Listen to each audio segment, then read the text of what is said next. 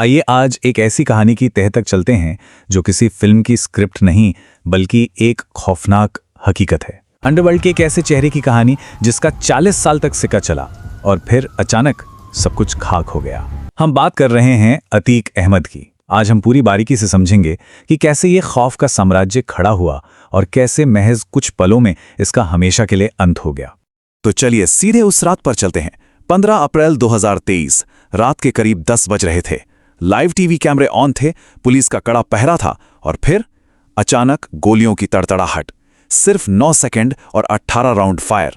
जी हां, सिर्फ 9 सेकंड में उस 40 साल पुराने आपराधिक साम्राज्य का दी एंड हो गया जिसे कभी कोई हिला नहीं सकता था। अतीक और उसके भाई अशरफ को सरेआम मौत के घाट उतार दिया गया। लेकिन ये अंजाम रातों रात नहीं आया था। इसके पीछे कई दशकों की कहानी है।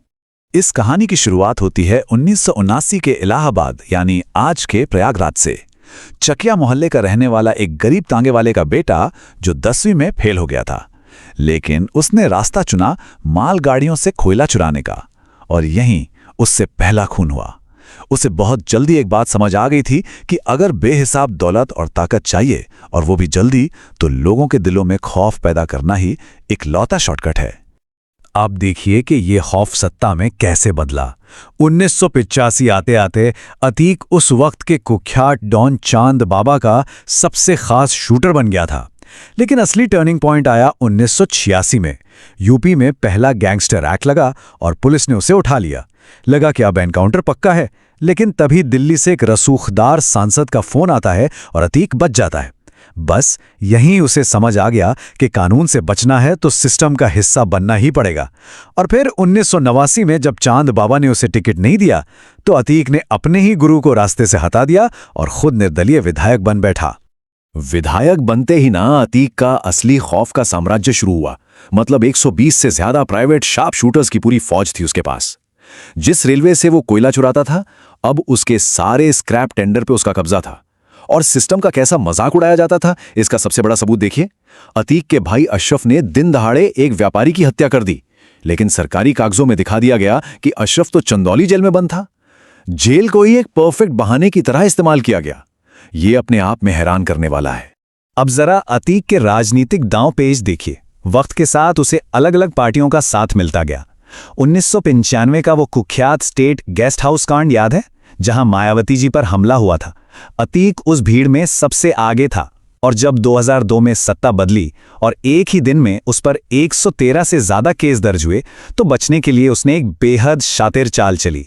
पुलिस पर दबाव बनाने और जनता की सहानुभूति पाने के लिए उसने खुद अपने ही ऊपर हाईकोर्ट में एक फर्जी बम धमाका करवा दिया। और अब इस आंकड़े पर गौर कीजिए, 64,000। ये सिर्फ कोई नंबर नहीं है, बल्कि हमारे सिस्टम पर एक बहुत बड़ा सवाल है। 2004 के लोकसभा चुनाव में अतीक इसी भारी अंतर से जीता था। और सीट कौन सी थी? फूलपुर, वही सीट जहां से कभी देश के पहले प्रधानमंत्री पंडित जवाहरलाल नेहरू चुनाव लड़ते थे। सोचकर देखिए, जिस इंसान पर हत्या और अपहरण के दर्जनों मुकदमे थे, वो उसी ऐतिहासिक सीट से जीतकर संसद में बैठ गया था। लेकिन कहते हैं ना, गुरूर हमेशा नहीं टिकता।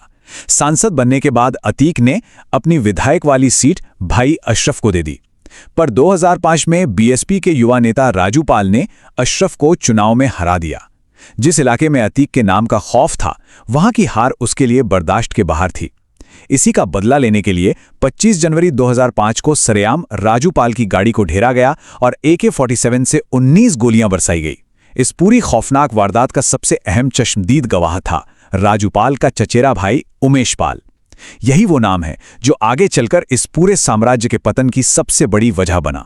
राजू पाल की हत्या के बाद अतीक के बुरे दिन शुरू हो गए। 2007 में मायावती पूर्ण बहुमत से सत्ता में आईं। वो 1995 का गेस्ट हाउस कांड भूली नहीं थी।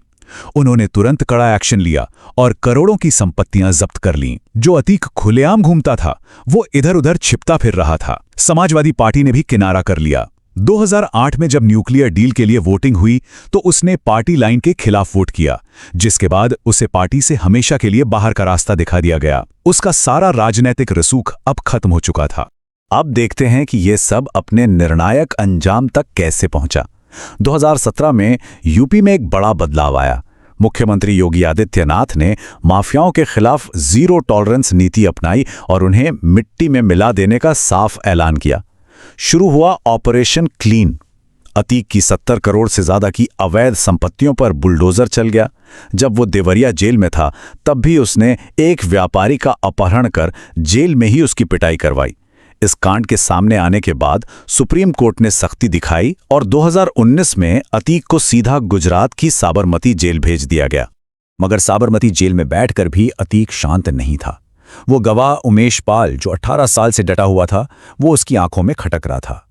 फरवरी 2023 में अतीक ने अपनी ताकत दिखाने की आखिरी और सबसे बड़ी गलती की। उसने जेल से ही उमेश पाल की हत्या की साजिश रची। उसके बेटे असद ने दिन दहाड़े कैमरों के सामने उमेश पाल की हत्या कर दी।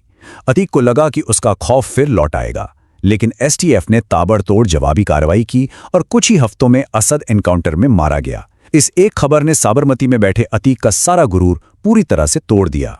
और इसी के साथ हम वापस 15 अप्रैल 2023 की उस रात पर आ जाते हैं। प्रयागराज का कॉल्विन अस्पताल। अतीक और अशरफ पुलिस कस्टडी में हैं। मीडिया ने जब अतीक से पूछा कि बेटे असद के जनाजे में क्यों नहीं गए, तो अतीक के मुंह से भारी आवाज में निकला, नहीं ले गए तो नहीं ले गए। ये सिर्फ एक वाक्य नहीं था, ये 40 साल तक खौफ का दूसरा नाम रहे उस बाहुबली की पूरी तरह टूट चुकी आवाज थी। और ये उसके आखिरी शब्द साबित हुए, क्योंकि अगले ही पल गोलियों की बौछार ने सब कुछ खत्म कर दिया। मगर बात यहीं खत्म नहीं होती। जब फाइनल चार्जशीट सामने आई तो ऐसे खुलासे हुए जिसने सबको चौंका दिया। बात सिर्फ लोकल ठेकों या जमीनों की नहीं थी। जांच में सामने आया कि अतीक के तार सीमा पार पाकिस्तान की खुफिया एजेंसी आईएसआई और आतंकी संगठन लश्कर तैयबा तक जुड़े हुए थे।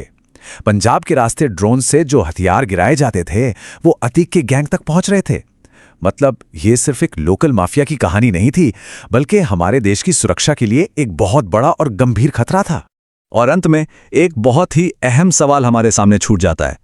कैमरे के सामने गोलियां चलाने वाले वो 3 नौजवान जिन्होंने तुरंत सरेंडर कर दिया, क्या वो सिर्फ मोहरे थे?